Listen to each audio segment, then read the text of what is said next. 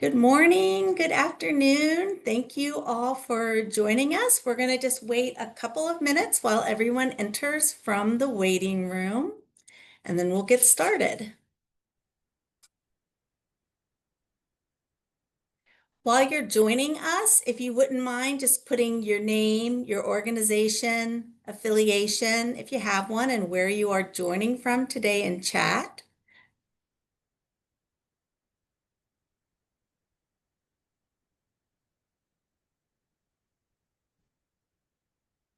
Great. We're going to go ahead and get started. We have a full day ahead of us.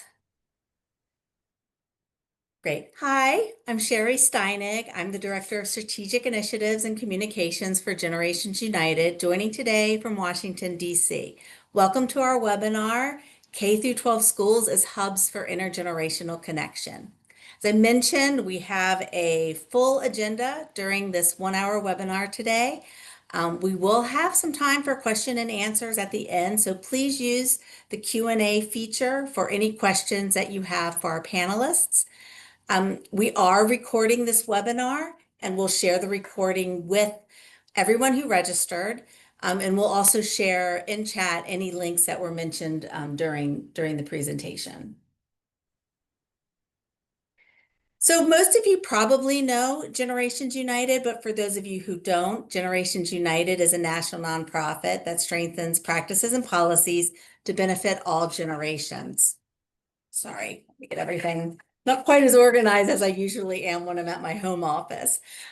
We are the hub for all things intergenerational, the home for practitioners and partners, sparking connection and innovation between younger and older people. Our website, www.gu.org, hosts a database of over 700 intergenerational programs, as well as in-depth resources and information on how to develop and cultivate intergenerational relationships. We also have an intergenerational program certification process where we recognize excellence in intergenerational programming. And we are about to announce our 2025 recipients later at the end of this year, and the annual application will be available again next year.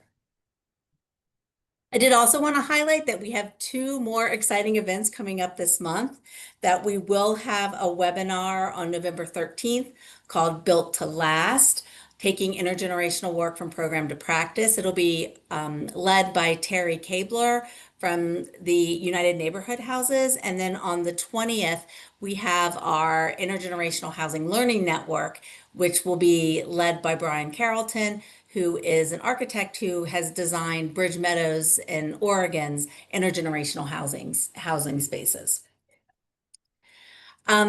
This event is part of our shared site learning network, which is made possible with support from the Eisner Foundation. Recordings and materials from all of our previous meetings, where we've covered topics from intergenerational play, arts, staff training, evaluation, design, funding, are all available on our website at this link. We also do newsletters periodically throughout the year, which are really more resource guides that Nancy drafts for us. Those are all also on the same website. The most recent one was on K through 12 education, and has more information about a lot of fantastic school-based intergenerational programming. And then I just want to send a little note out about staying connected to us. We have a social media presence, Instagram, Facebook, LinkedIn, a new TikTok feed that we've been doing, as well as our newsletters that go out. And with that, I will turn it over to Nancy, who will get our panel started. Thanks so much, Sherry. Well, welcome to everybody. We're very excited about focusing this webinar on the potential of K through 12 schools as hubs for intergenerational connection. You know, research has documented that intergenerational learning environments positively impact the academic and socio-emotional skills of children, as well as enhancing the well-being of older adults. But you know, after COVID, there's been some decrease in some of these programs, and some schools have shied away from bringing children or youth and older adults together because of health and safety concerns. And some older adults have expressed concern for the same reasons. So it's really important at this point in time to change this trajectory and to motivate more schools and organizations that serve older adults to develop sustainable partnerships and shared spaces that will benefit both youth and older adults. So hopefully all of you have gotten the newsletter that we just released that describes a lot of intergenerational school-based programs around the country. And our webinar today will focus on three of these. Two are shared sites, and the one is an older volunteer program. And I'm thrilled that we have staff and volunteers from each of these to share their experiences and insights. So I'm just going to list the panelists now, and then we'll get into a discussion. From Alvern High School in Hudson, New Hampshire, we have Steve Beals, who's principal and also board member of Adult Daycare Center there, and Julia Regneri, who is a high school senior. From Swampscott, we have Sabrina Clopton, who's assistant director of the Swampscott Senior Center, Temi Bailey, who is the co-director and coordinator of Boys of Color, and Jaylise Jaquez, who is a high school senior at Swampscott. And then from Generation Exchange in Los Angeles, we have Deanne Morris, who's associate director of the Generation Exchange program, and Marion Masters, an older volunteer. So we're all here. Thank you all for our panelists. I'm really excited. So we're going to start by asking each of the programs to give a basic overview of what you do, kind of why it's important, and some of the outcomes you've seen. And we're going to start with Steve and tell us about this interesting shared site in Hudson, New Hampshire. Take it away, Steve. Thank you. Good afternoon for those of you on the East Coast, and good morning for those of you who may not be, or any time of day. It's a pleasure to be with you, and really with a pride source of talking about our adult day program, officially named the Gateways, which is our community service provider out of Greater Nashua area that hosts an adult day center in our school. We have a wonderful, long-time, 25+ year history with Gateways Adult Day. In the early days, it was developed in our school as a partnership and lab site for our health science program. Students taking health science wanted an intergenerational lab so they could practice, if you will, learning how to take blood pressure checks, learning how to engage with older adults. And the blossom from that has just turned into a deeper and deeper understanding. We're very proud of the program. On a day-to-day basis, we have somewhere between 15 and 25 health compromised senior citizens. Our current population is predominantly dementia-based. So the process, the patience that is needed for students as they're interacting with our older adults here is something that is very special to me and special to our students. I'm very proud of the program. I enjoy my visits to the program weekly. I go into the program to check in. I've formed relationships in the same way I would with my own students here. They're certainly not our students. They're referred to as clients of Gateways, but this partnership for 25 years is an important element of our school district. I think it's important to note the Hudson School District, which is my employer, provide this space for this intergenerational program fully rent-free, because we believe it's the right thing to do in the education process for our students in multitude of areas. Our art students can go over and do art projects. Our world language students go over and practice their language skills with others in the program. Our music students perform. The more opportunities we have to get students like Julia involved, the better the outcomes we see for their futures.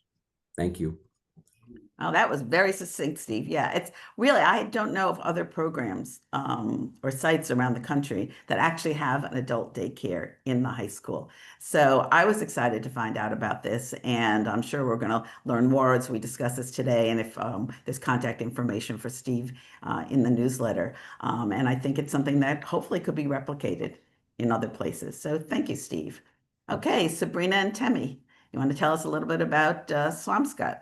Yes. I'm from Swampscott, Massachusetts, and obviously, in our high school, Swampscott High School was built in 2007 alongside of our senior center.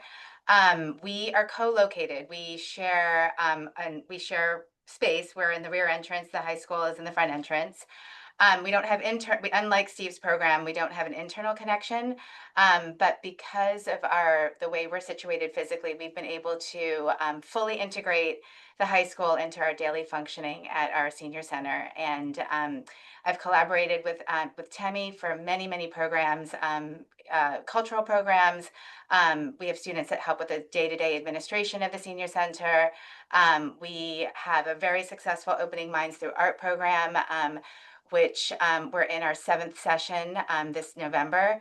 And that is a program that trains students to provide an intergenerational art intervention for adults living with early to mid-stage memory loss in the community. And we have a class that is, I apologize for my phone. I can't get that to not sound. I'm so sorry. I lost my train of thought, but and we share outside space. We have a bocce court that students can use alongside of our older adults. We have an outdoor track that we use for walking, and we have an outdoor walking path. So it really is, I think that we're really just scratching the surface, honestly, with our programming. We do a lot, but there's clearly much more to do. So I'll let Temi take over too. Okay, thanks. And I know there are other programs too, so we can talk about those later. Yes. Oh, Temi. Hey, how you guys doing? My name is Timmy Bailey. This is my 6th year in Swampscott. I'm the METCO co-director as well as the advisor for SOCA as well as ROC. SOCA is a group for all students of color. ROC is a group for all males of color as well as their allies. I had started collabing with Sabrina about 4 years ago. Our first project was honestly something amazing. It was during Black History Month. We did a project called Black History is Our History, Life for Black people since Martin Luther King's I Had a Dream speech to the killing of George Floyd. So we had that be kind of a red table talk, one-on-one interview between our seniors and matched them up with a high school student. That experience was amazing because out of that, I noticed kids that I probably would have never seen go up to a senior citizen, be amazed and engulfed with all the stories they're telling them, listening to them, wanting to actually have conversations to the point that they're emailing each other after the fact, pen pals.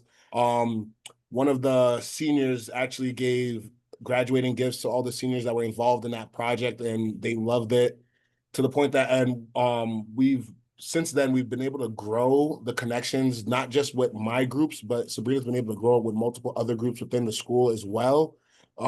She mentioned art. There's a class called OMA. And this class, honestly, I witnessed one of the most amazing things with one of my METCO students from Boston in this class. He was a senior last year. The year he did OMA, he was a junior. There was a particular senior who was struggling with dementia, I believe.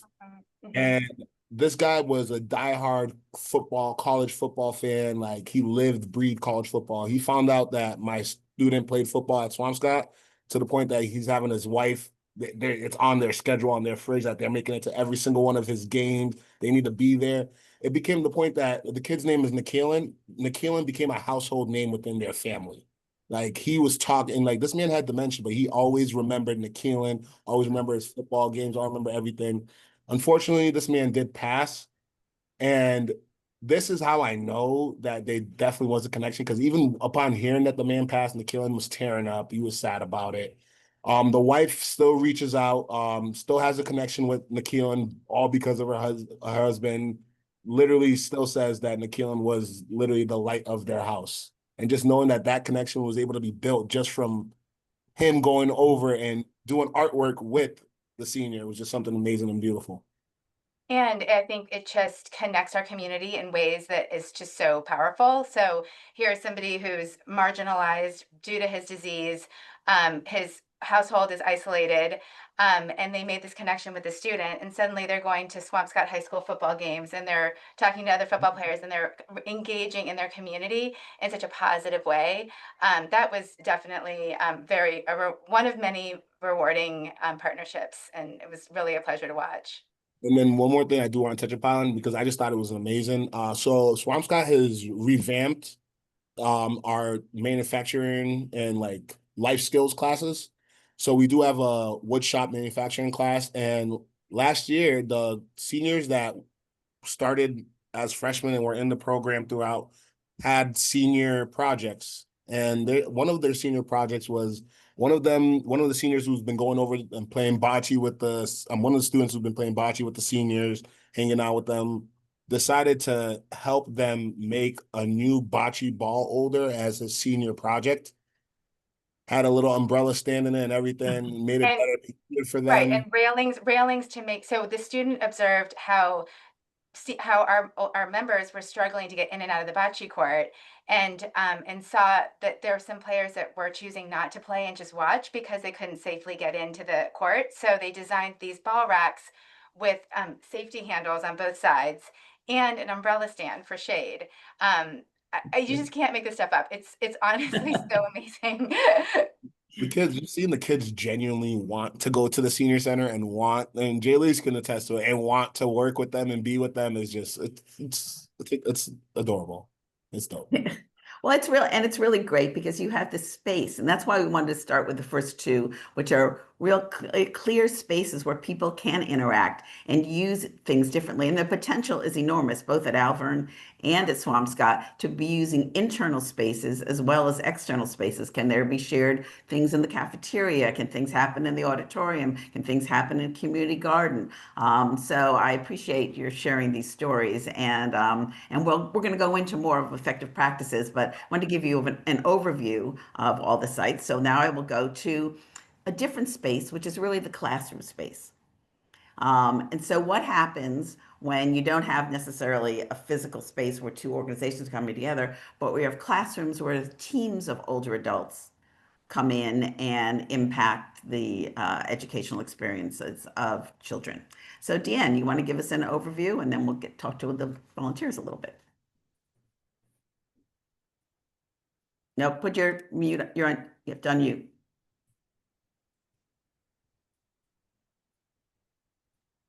Sorry about that. Good morning, everyone. I love the work the rest of you are doing. It sounds really great, interesting. Our program is called Generation Exchange, where we put older adults 50 years and over that are retired in classrooms K through 5th grade. And they work with students around reading and math. And their goal is to assist the teacher and help the students.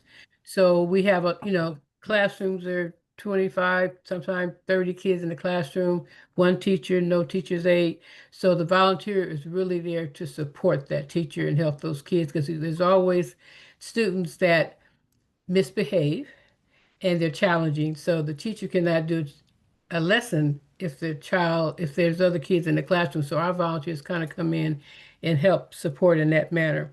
But the purpose of the program was to engage adults that retire, because when retirees retire, they have, I call, work friends. When they retire, they don't have those friends anymore. So they don't do the brunches and the lunches and the baby showers and the movie nights and exercise classes.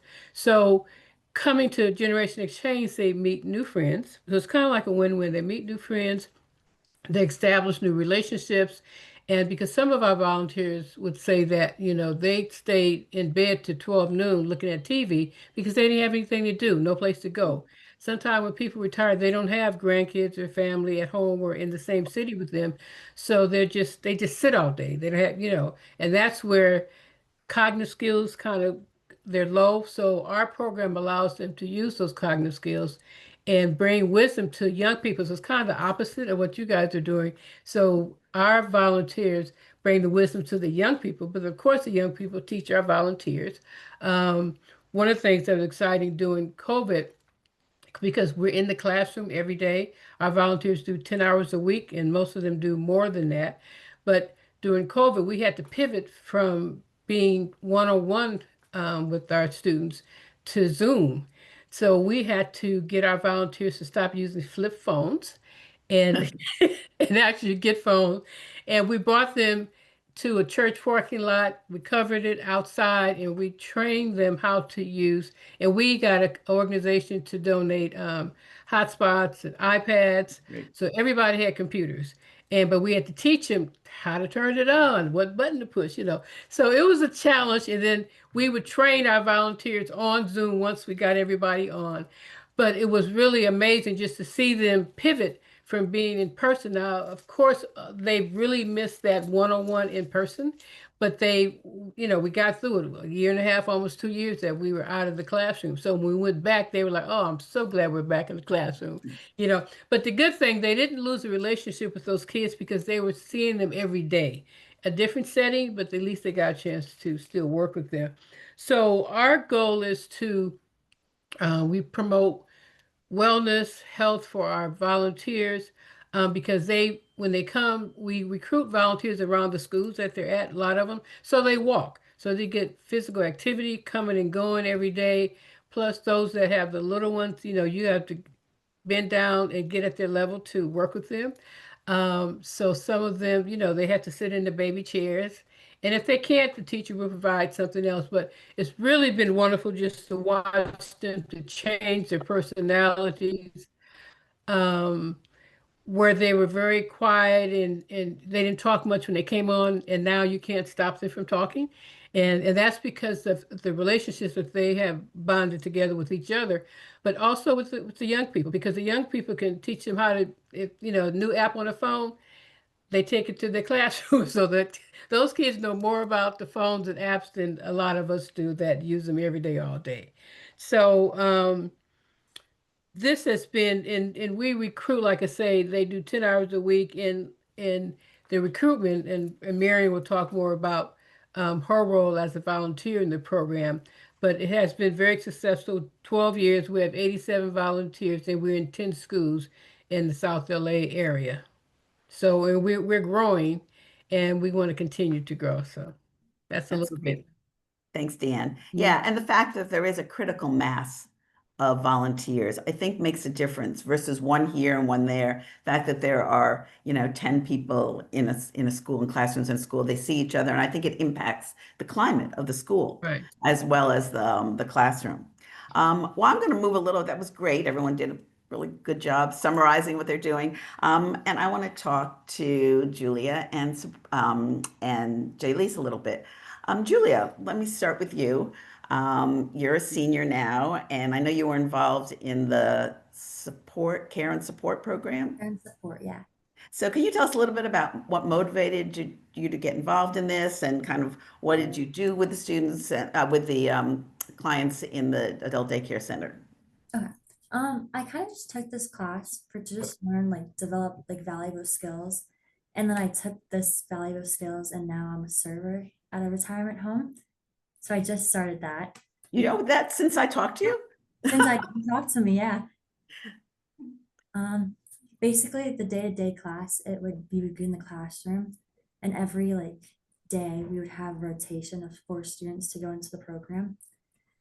And like when we went in there, they were doing their morning social. So we would hand out their breakfast and help them with word searches. They were doing the word searches while they ate breakfast. A little louder, Julie, if you could. Okay. Good, great. I like scooch to the microphone. Yeah, that's good. Sorry. Okay. So I'll just restart that then so you all can hear me again. But for a typical day when we were not in the classroom, it was during their morning social, we would meet with them. And during that time, they'd be eating their breakfast, and we would help hand them their breakfast. And then after they ate their breakfast, we'd help them clean up, do the dishes. And then after dishes, we would do word searches and coloring pages with them. And if we had time still, we would do their morning activity, which would be like throwing a ball or listening to music. It would really just depend. And did you feel prepared for that? Because I like the fact that this is a class, so you get credit for it. Yeah. So it's really built into the curriculum. So it's important, I think, at Alvern that there are a continuum of opportunities. Some are curriculum based and some are episodic, so that when the Spanish Honor Society comes in, or jazz club or something. But for you, it really was a class. So did you feel you needed any more training, or did you feel prepared to go in? My teacher was amazing. She like told us about intellectual disabilities and cognitive. And then we would watch like videos to like have a better understanding of what we were like gonna get into. So you felt you were okay. I And was what did prepared. And what are some of the things you learned? I know you told me that you had some Alzheimer's experience with your grandmother, right? Yeah. And how did that impact you and the way you were able to relate to people there? So growing up, my grandma was in also like a home kind of, and so she would like repeat herself often. So like a lot of people there also would repeat themselves. So I was kind of just used to the situation, and I had like a lot of patience with them because I was growing up to like know how to like handle that situation. And so having patience was a big thing. And then if I don't mind repeating myself, I would often repeat myself just to help them also. Yeah, I think that's important. Were there any challenges, any things that you found difficult?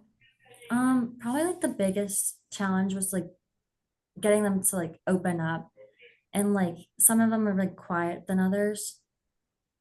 And so you would have to like really gain their trust. And by doing that, you would just talk to them and hope they would open up to you. Yeah, I think that's important. It takes time. It does take time. And is this experience influence kind of where you want to go next after your high school Yeah. seniors? What's next on the journey? Probably nursing, but from this class, like I said before, now I'm working at a nursing home. That's great. So you'll get more experience. Yeah. Was there anything that really surprised you or Uh, my Probably my biggest takeaway was like probably my connections with them. yeah? I was surprised that I didn't know I would get that close to them, honestly.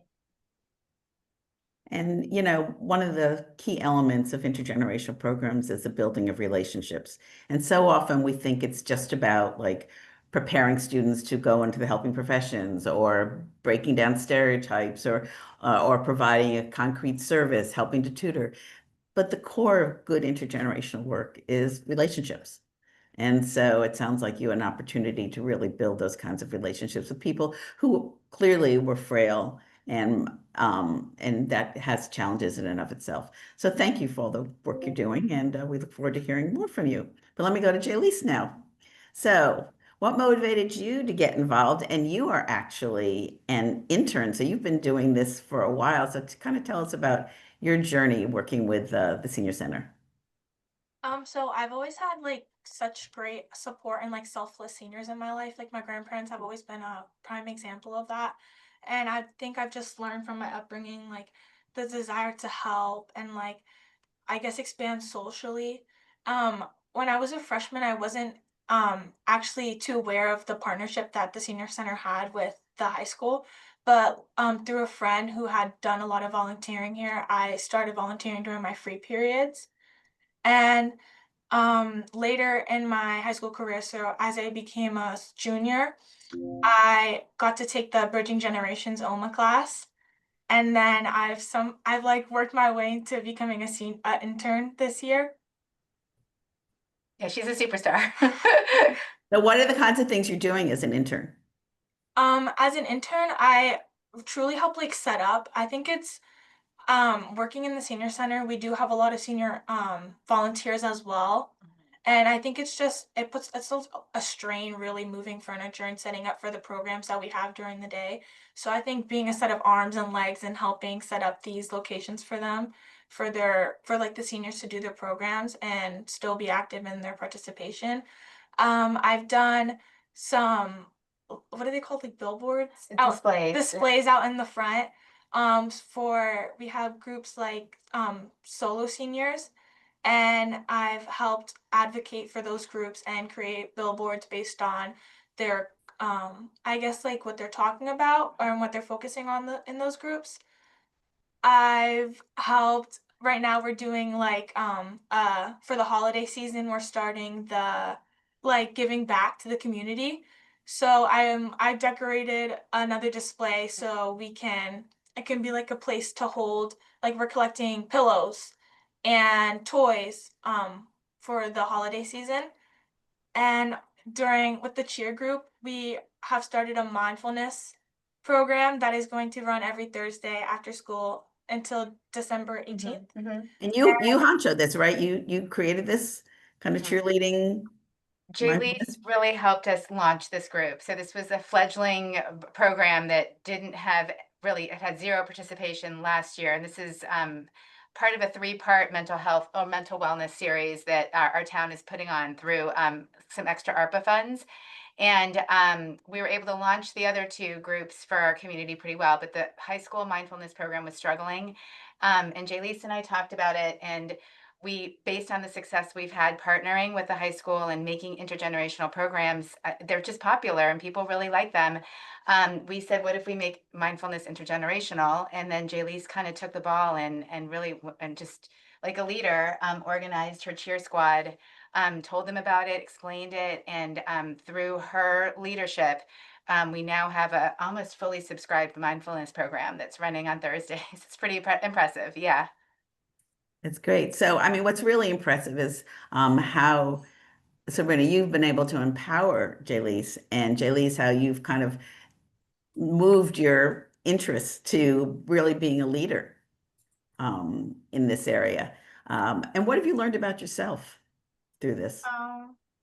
I think I've just learned, like, I've learned what my interests are, and I've learned also, I guess, like, not to see the world through like a foggy lens. Like, I've built such connections and understandings while working here. Um, and I've just like taken away, like, I guess something, okay, so sorry. During Generations OMA, we have a lot of talks while we're focusing on like letting the seniors have their independence. So yes, they create art, but we also really want to like let them have a social moment. So talking with them a lot, I think I've just realized like the stories, the upbringings, like where they've come from, the places they've lived. I met people who've gone to all 7 continents, like just like hearing the stories and the lives that they lived. I think when you're a teenager or when you're younger, you don't really like understand. Like you just see like a senior and like, oh, I guess they're always like that. Like, no, they had a life before and they lived it. So it's like seeing that and getting to hear it and then having that connection and being like, oh, I can't wait to tell people about my life when I get to that point as well. Like, I think it's just really nice, like, really having a brighter understanding and like being such aware of like where people come from and like what everyone's gone through. Yeah, no, that's great. And it really says a lot about the importance of these kinds of experiences because, you know, ageism is so prevalent in our society. And so many young people just have, you know, a lot of negative stereotypes about older people as well. And older people often have negative stereotypes about young people. So, you know, for you, Julia, and Jaylee, to have these kinds of ongoing experiences with older people, to get to see that there was a person who was your age once. You know, it's really an aha. Sometimes people don't realize that. They just see that this person has always been an older person. And, you know, I wonder if it impacts how you see yourself aging. It does. Before taking Bridging Generations, we did get training. So we were dementia certified. We learned about blue zones, which is the like regions where people have higher life expectancies. And I also learned like the average lifespan of women and men. And I think just while taking that class, talking to my dad, I was like, what do you mean everyone gets to 100? Like that's something everyone knows. But like, and he looked at me funny, and I was like, just opening my eyes, and then like taking this class, I was like, wow, like what the average for women is like 85, for men it's 75, so it's like it's lower than anyone could ever think, or at least like how what I thought when 75 and 100 are a big difference at least. So it's like I think just learning about that and then like cognitive I guess diseases and like things that can happen or change that track. I guess it just opened my eyes and then like how it can impact like my family or the seniors that I know around me. Like I think it also but it's also helped in a benefit me as well because I guess I have an understanding and I've seen people with experience on like memory loss and other diseases. So it's like they still live their life to the fullest and I still get to have great relationships with them. They still have great relationships coming here and having a great time. So I think also it's just like it's like, I guess I get to see it and also in a good way as well. Yeah, no, that's really important. And I appreciate both of you sharing your experiences with our audience here and with me. And I want to move a little bit up the age scale a little bit and talk to Marion Masters, who is an older volunteer. So all three of you are in a helping capacity. And I'd like to hear from you, Marion, about kind of what motivated you to work with children to get involved in this program and what are the kinds of things you do and what you're getting out of it. Hello, everyone. I began this journey 4 years ago, and I was asked to get in touch with Deanne through an aunt who this year turned 81, who was a part of Gen X and became a part of Gen X during COVID. So that was interesting to say, what, you're volunteering with the schools, but of course it was remote at the time. Like I said, I have been working for 4 years now, and what prompted me to get involved is it's easy on the outside to complain, but it feels real good to be part of the solution and part of the solution within your community. The school that I volunteer at is probably 15 minutes away driving. And the community that I'm serving is my own. So it feels good to get involved and see that you're a value add, not only to the community, to the school, to the teachers, and more importantly, the students. What are the kinds of things that you do with the students? I assist the teachers in anything that they need. If it's smaller groups where she's working on math problems or reading assignments, anything that I can do to assist. If there are problems with children that are causing a disruption with the totality of the class, of course, I'm involved in that regard to kind of diffuse the situation. Anything that's needed, I'm there for. And what's the advantage of being there with a team versus just being kind of on your own? At my particular school, we started off, when I started, I should say, there were 7 of us. Now there are 11. Right. We have meetings every week. And the value add to that is some of the newer volunteers run across situations in classrooms that those of us who have been volunteers for a while can address and give best practices or give suggestions on how to help in certain situations. So that's the beauty about having a team of people working at a school versus you just being the only one there. Yeah, and do you feel that the school has been impacted by all of you being there? Absolutely. Every year that you come into a new school semester, you're bombarded with all of these little ones who remember you in their classrooms from the year before. The teachers welcome us with love. And at our particular school, there was kind of a war on more teachers wanting Gen X volunteers than That's great. because it's really, I shared this with so many of my friends, trying to get them to be a volunteer. We know educators are the least paid on the totem pole. And when you sit in a classroom, very quickly, your discernment kicks in that these teachers are so undervalued. If you have a classroom of 25 students and 18 are attentive, they're there, they want to learn, but you have 7 who are just all over the place. And I do mean all over the place. Sometimes you have runners, sometimes running out of the classrooms. Sometimes you have some that it's quite different. And that's another thing than when I was coming up. Some of these little ones will challenge you. No doesn't mean no. They're asking you questions. Well, why can't I do this? Why can't I do that? But I say all of that to say the teachers have a lot to contend with Yeah, they do. in any given day. So at Baldwin Hills Elementary, where I'm a volunteer, we are welcomed with open arms. They love us. The school starts normally in August. We get started in October.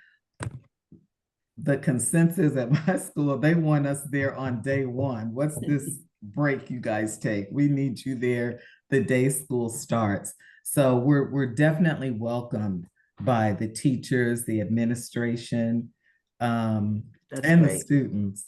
Yeah, that's not always the case. So it's really, obviously the program is doing a lot to build the capacity of the school and understanding the school about the value of older volunteers. And lastly, just how has this impacted you personally? I love it. You know, you think as an elder person, I get so many little comments from the little ones. I'm in first grade. For the last 4 years, I've been working with the first graders, and it kind of makes me chuckle when they'll come up to me and say, "Miss Masters, you look just like my grandmother," you know, or they'll say, "How old are you?" You know, you tell them, or you don't, and they'll say something like 100. You know, I was listening to the young lady talking about you think they live to 100. Most of these babies think you are 100 years old. I'm pretty active, but it's made me active in my mindset. It's made me a little sharper. Things that I thought I knew, it's like learning all over again and learning a new way. The interactions with the teachers and the principals, a lot of these people are old enough or my kids' ages.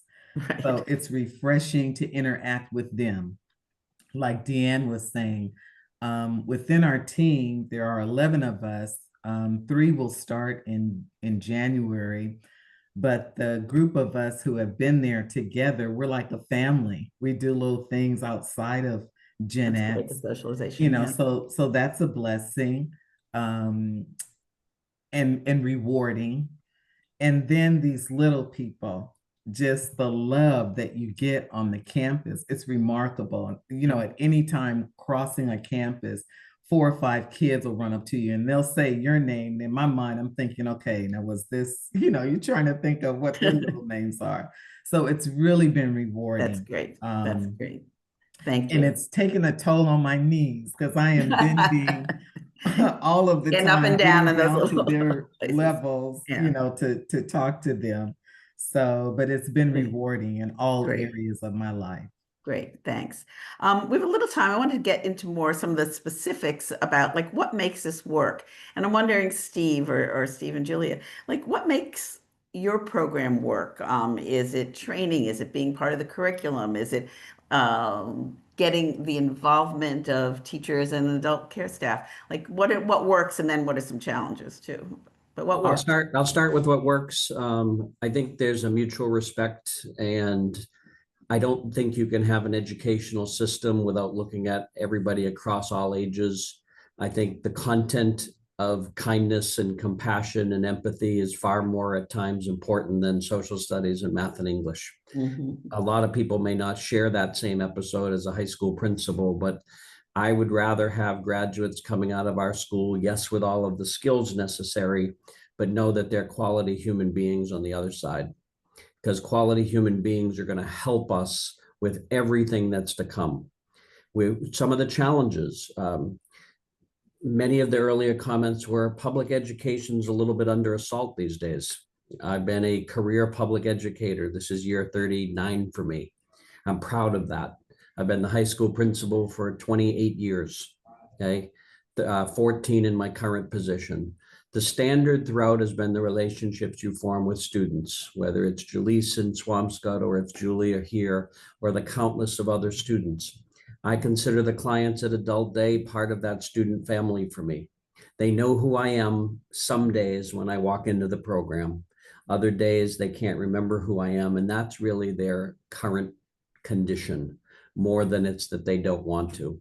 Trying to find a small nugget of connection with them is what makes it work. The challenge is The census since COVID is needs to be. I give Gateways a lot of credit. I'm a board member at Gateways, as Nancy you addressed. Gateway's adult day program currently loses money every month.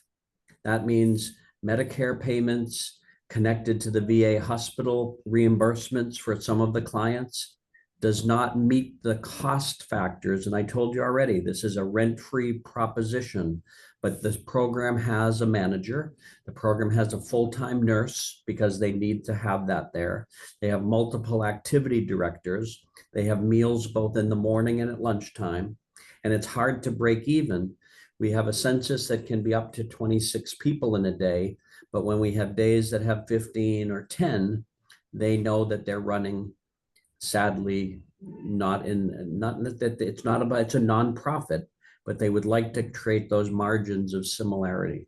That's the greatest challenge. The other challenge that I've seen public education as a whole, the inconsistencies of staffing. Marion, I love your comments. And if you want to volunteer at Alvern High School, you are welcome to come here. It'll be much better for your knees because the people are as tall as you are. You won't have to be down on the floor. The inconsistencies of staffing. The teacher that Julia had for Karen's support this year is a different teacher. 2 years ago, it was a different teacher. When we started it 5 years ago, it was a different teacher. And I could say the same about math, science, English, social studies. You want to have people who are consistent because, as Tem talked about, through history and stories, those connections that are made in those relationships, whether it's about a football player, whether it's about anything else, or what's everlasting and the most meaningful. Yeah, great. Thank you. Those are, important comments and important challenges to recognize. And I know that you're going to be thinking about really original and creative ways to go even deeper, and we'll hopefully get to that soon. Sabrina and Temi, what makes your program or programs work so well, and what are some of the challenges? I honestly think it's the willingness of the kids to want to be there and want to go work with the seniors. And honestly, like, if you had told me that this was something that was being done, I'd say like 2018, 2017, right when I was like in college, coming out of college, I was like, "Ooh, are you sure? Are the kids gonna be okay with the seniors? Are they gonna be rude to them?" But like these kids that go over there, like you see a different side of them, and they want to be there. And I don't know if it's for a lot of them, it's they said like Marina said, "Oh, you remind me of my grandma." Like if that's the type of energy that they feel, where like they remind them of someone in their family, but like the kids truly want to be there. And being able to connect with Sabrina, and I feel like we have an open and transparent relationship where every year on Black History Month, we've been able to do something when she needs help for something. There was a point in time where my ROC boys were going over there to help with setup and breakdown of any event that she was doing, and like we just have like an open, transparent communication, and the kids know that as well. So like I feel like that just helps build that program with us. I would Yeah, so that's a agree. strong relationship between the two organizations and people. Yeah. Yes, I would say that just in general, like a huge pro or just what makes our programs work, it's just I feel like, my director, our town administration, our principal at our high school, our superintendent, they're all progressive, forward thinkers. They come from a place of yes, which is so critical when you're trying new things.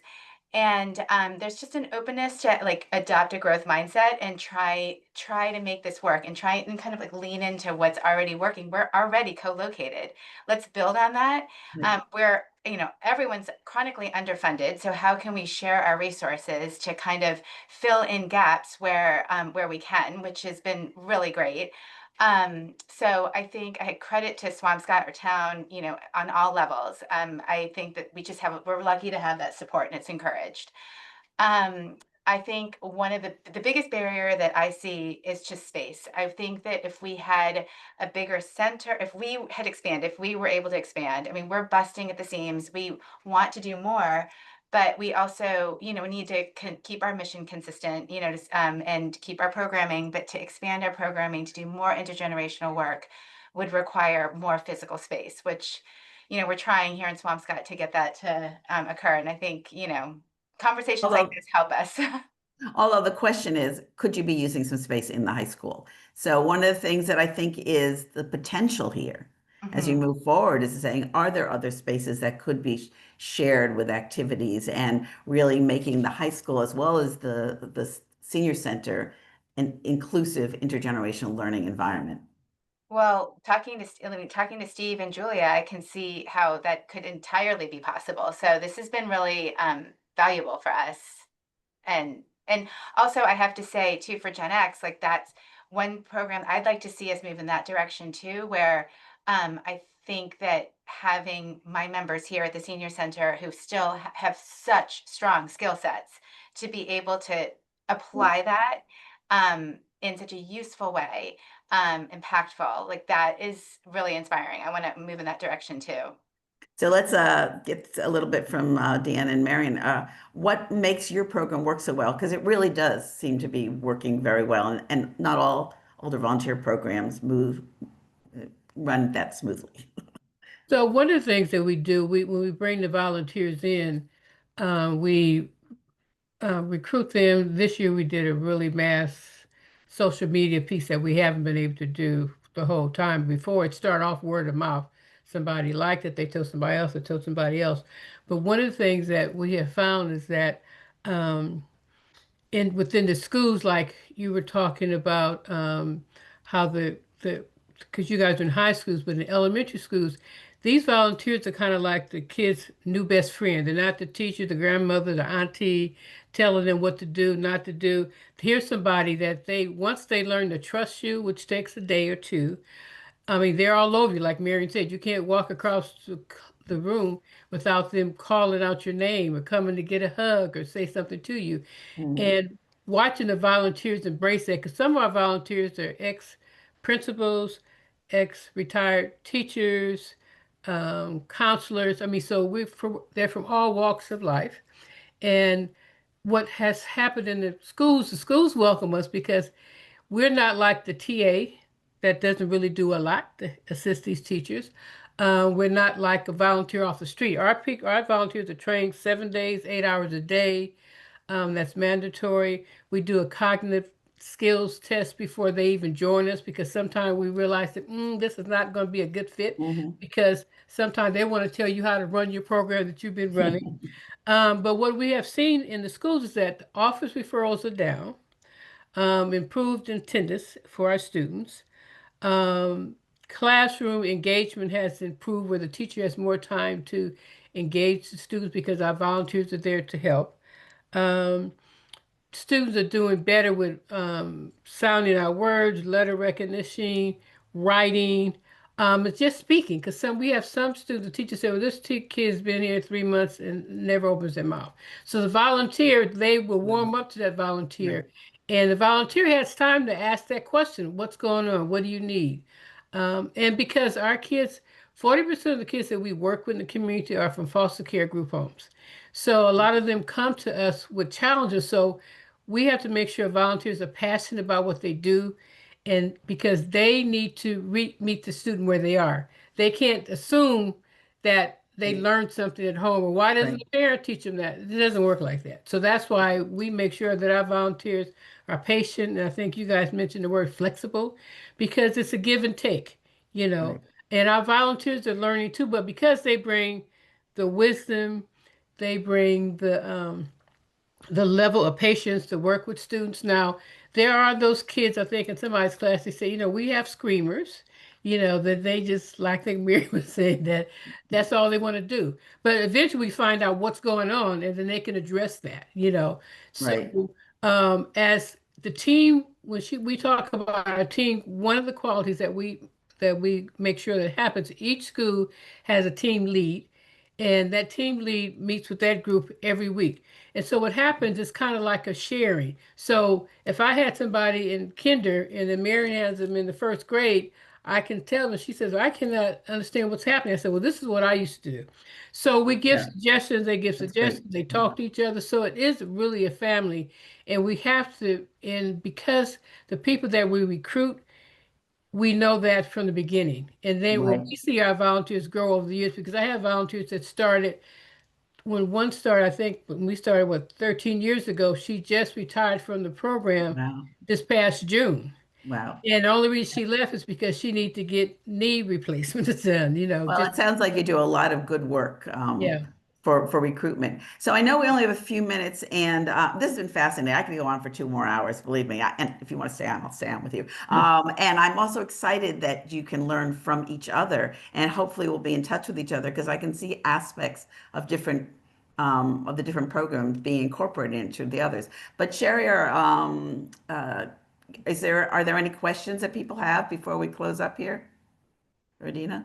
I'll just hop in. I think we did get 2 questions, but both of our panelists responded to them in the Q&A box. But if anyone else wanted to add, the first was around how the Gateways program got started, and then also for all the programs, who are the champions to help get started, or who do you suggest reaching out to get started working on those programs? So if there's any additional comments that you want to say publicly now to everyone, everyone can also go to the Q&A box. But those are the 2 questions we received.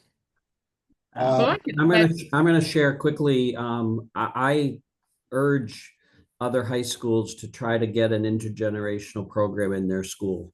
I'm very in awe of the connection, the forward thinking back when the renovation or addition or new building in Swampscott happened, that people took the time to say, let's partner the senior center in our high school. Well, you may not be rebuilding a school, but trying to create a class opportunity as a starting place to teach kids about direct service, professional empathy skills. A student like Julia, who was in the class, she gets high school credit for that. It was a semester-based class that met every other day. That's our schedule. At the conclusion of the class, she received a certificate that allowed her, if she chose, to go and work for Gateways at a higher rate of pay because she had the training of the course. That's the beauty of that. Mm-hmm. Jaleese talked about her course offering and gaining skills about the life cycle of a man versus a woman or anything else through the content. So I urge, in New Hampshire, small state, we have had programs and presentations about, hey, if you have a classroom space, most New Hampshire schools have declining enrollment as I currently speak to you. Mm-hmm. When I started at Alvern, there were 1,450 students. We have 950 students currently. Wow. So you talked, Nancy, about if there were to be extra space in a school, nothing is more worthwhile than trying to create partnerships that help the greater community, whether with senior citizens, whether with other people in need, because those soft skills that I talked about of empathy, you don't learn that in a book. You learn that by hands-on training, whether you're a volunteer as a senior citizen in a program at an elementary school, or you're a high school student, senior, working with someone else.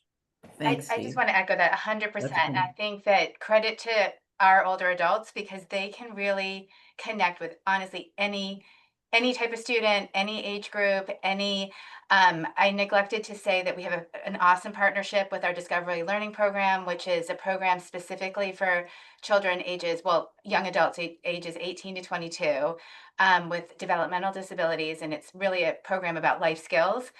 They help us here at the center. And it's mutual. The connections that our older adults can make across a broad spectrum, athletes, people in the band, National Junior Honor Society. It's really impressive. I mean, credit to older adults. Just to add on that, for me, I'd say not many schools, towns have like senior centers or the accessibility attached to the schools, but a lot of towns do have senior community centers and stuff like that. So for me, I'd say start a student group within your high school focused on service, focused on giving back to the community. And then after school, the kids could start going there, start working there, community service hours that they need it for college anyways, resume. So start building that, go there, work there. And then through that, maybe something might be able to flourish from there. I just want to add to that, when we started, I went to a lot of senior centers and did presentations about the program that I was starting. So we did a lot of recruitment through the senior centers, but then also through churches. Churches are very active. Most churches have a health initiative within their church for folks that are willing to give. And so even with your programs, just recruiting adults to come in to work in the high school that are not part of that senior center, it could be a win-win for you because they could connect with each other. They could connect with the high school students and then other seniors because it's people coming together to recognize each other. And I think once you build that trust, so they kind of say, well, I'm here for you. And like those little ones, they understand I'm here to help you. They just love on you. And I think that's what our world needs more of. And I think bringing everybody together so that you can get them that in the communities are not part of those seniors, but other seniors that help to, because I work with patients, folks that have dementia, but just having them to come in and like I think you were saying, Tim, with like music, people with dementia, they love music from their era. Now they might not remember them, but they remember those songs from when when they were coming up. So there's a lot of things that as seniors can bring to you because of the wisdom that they have and the knowledge, or just working with other folks in their own families, I think helps. And reciprocity is the key here. So it's Yeah. really about being strengths-based, that young people have enormous amount to give to older people. Older people have an enormous amount to give to young people. And we just have to have more programs like the ones you described today. Thank you so much. And I'll turn it over to Sherry, but I really appreciate everything you all shared, and I hope we can all stay in touch. And Sherry, you want Yeah, to close out? yeah, thank you all. We're a little bit over, but again, like Nancy said, I think we could keep this conversation going. As everyone logs off, you're going to be directed to a link for our survey. We really appreciate any feedback that you give. It does help us. We listen. It helps us plan future events. Thank you again to Nancy for coordinating this, and to all of our amazing speakers, to the students for taking time out of your day and out of your classes to join us today. We really greatly appreciate it. And we look forward to seeing you all next time. Thank you so Thank much. you. Bye-bye. Bye-bye. Thank you, everybody. Bye. Thank you.